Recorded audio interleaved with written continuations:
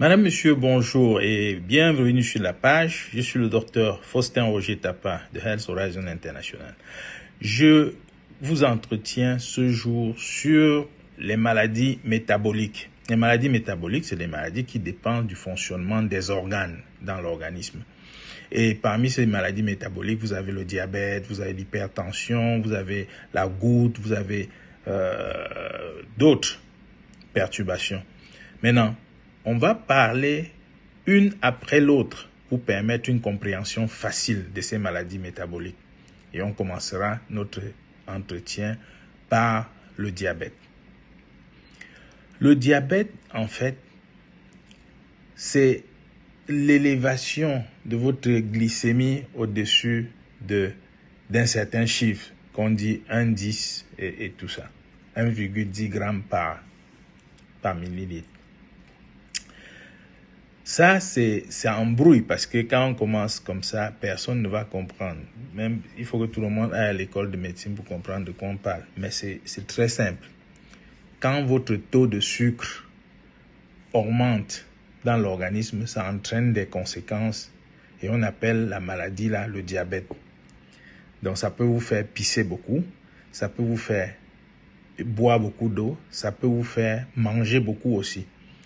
Ça, c'est les signes qu'on rencontre dans la plupart des types de diabète. Ça, c'est un type. Et le diabète peut se déclencher à travers une crise de palu, c'est-à-dire que juste un malaise et puis on découvre. Mais sachez que le diabète a une connotation génétique, c'est-à-dire que dans votre famille, on retrouve très souvent les traces, c'est-à-dire les gens qui ont eu le diabète, ce soit vos grands-parents, vos cousins ou machin et tout ça. Donc, le diabète dépend, du gène qui vous donne une prédisposition génétique. Prédisposition, ça veut dire que vous pouvez faire le diabète si vous vous exposez aux facteurs de risque. C'est différent de héréditaire, qui veut dire que le père transmet à l'enfant ou la mère transmet à l'enfant. Non, ce n'est pas une transmission directe. Vous avez une prédisposition et si vous exposez aux facteurs de risque, vous allez faire le diabète. On a plusieurs types de diabète. On a le diabète type 1 qui est, vous n'avez pas l'insuline assez. Type 2, vous avez l'insuline mais vous n'utilisez pas. Le diabète gestationnel, c'est le diabète que les femmes ont pendant la grossesse. Et le diabète juvénile chez les enfants qui déclenche dans l'enfance. C'est généralement chez des enfants qui ont des parents diabétiques ou pas, ça dépend. Et vous avez un autre type, le diabète insipide. C'est des problèmes au niveau du rein, ça c'est plus compliqué. On va parler des cas les plus courants. Donc, les facteurs de risque. Les facteurs de risque, c'est tout ce qui peut vous précipiter vers le diabète. Et ces facteurs de risque sont très simples. Il y a la nutrition, il y a l'alcool, la consommation du tabac, il y a la consommation des drogues, tout ce qui peut baisser l'immunité et le système de défense de l'organisme. Et il y a les médicaments. Les médicaments peuvent vous précipiter vers le diabète si on n'a pas contrôlé. C'est pour ça que très souvent dans les consultations, on va vous demander est-ce que vous avez quelqu'un dans la famille qui est diabétique. C'est pas inutile. Donc, il y a les facteurs prédisposants, parmi lesquels l'alimentation, c'est-à-dire si vous vous nourrissez en désordre, comme on dit souvent, notre mort, c'est sur la table.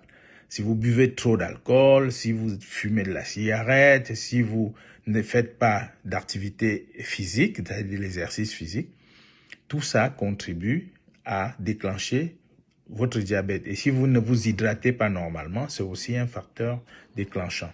Donc, c'est ça qu'on appelle facteur de risque dans le diabète. Maintenant, comment connaître que vous avez le diabète? C'est-à-dire, on teste généralement votre taux de sucre. C'est-à-dire qu'on pique le doigt et on vous dit que votre glycémie est élevée, c'est au-dessus de 110, vous êtes diabétique. Non, faites très attention. On va vous parler de la glycémie et des éléments qui permettent de faire le diagnostic du diabète. Et vous comprenez que c'est pas si facile. Beaucoup de gens sont devenus diabétiques là sans l'être. Et ils sont sous médicaments jusqu'à aujourd'hui. Donc, faites très attention quand il s'agit du diagnostic. Le principe du diagnostic repose sur les facteurs cliniques, c'est-à-dire ce qu'on voit chez le malade, de quoi le malade se plaint, et sur les facteurs biologiques, c'est-à-dire ce qu'on a trouvé en testant le malade. Et ces facteurs biologiques dépendent, pas de la glycémie, ça dépend de l'hémoglobine glycosylée, c'est-à-dire la quantité de sucre qui se fixe à l'hémoglobine, parce que cette liaison est définitive.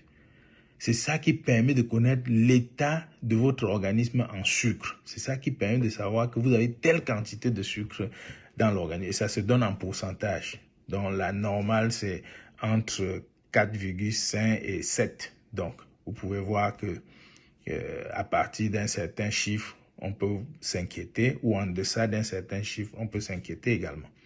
L'hémoglobine glyquée, c'est l'élément le plus important parce que c'est le seul qui permet de contrôler votre régime, de savoir si vous le suivez ou pas. Deuxième chose, la glycémie. La glycémie est périphérique, c'est-à-dire c'est le reflet du sucre dans le sang périphérique. Ça veut dire que si vous avez bu le coca il y a 2 jours avant de prendre votre glycémie, même si c'est à jeun, elle peut être élevée alors que vous n'êtes pas diabétique. Donc faites très attention quand vous interprétez les chiffres et quand on vous dit que vous avez le diabète ou pas.